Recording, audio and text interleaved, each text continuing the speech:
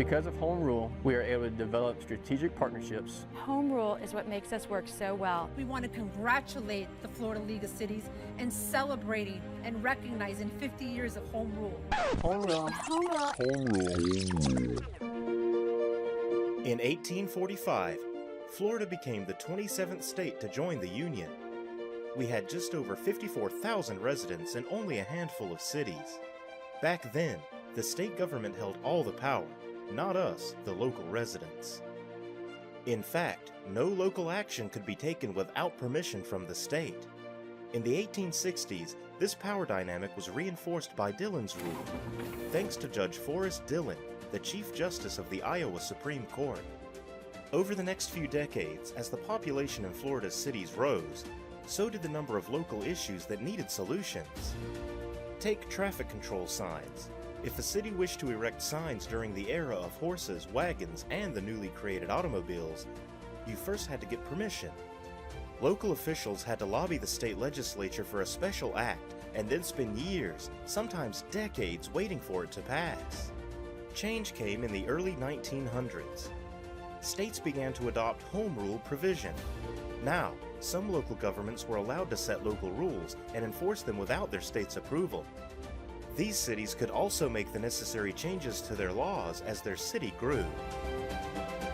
In 1968, Florida became one of those states. 50 years ago, this year, the people of Florida changed the state's constitution to unequivocally declare that government closest to the people governs best. And they were right.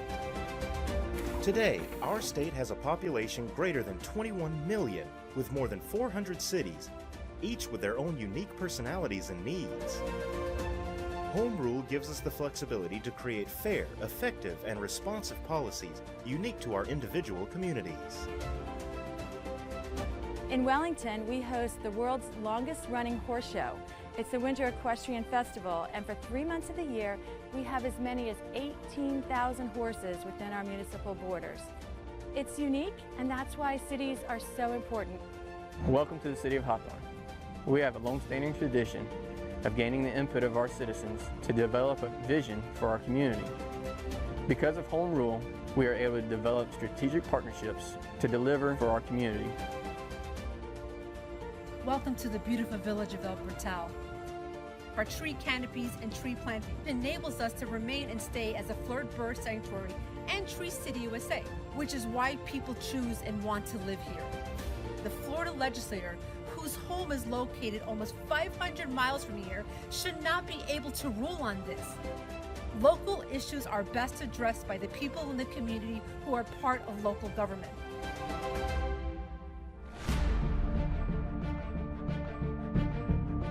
Florida is not alone.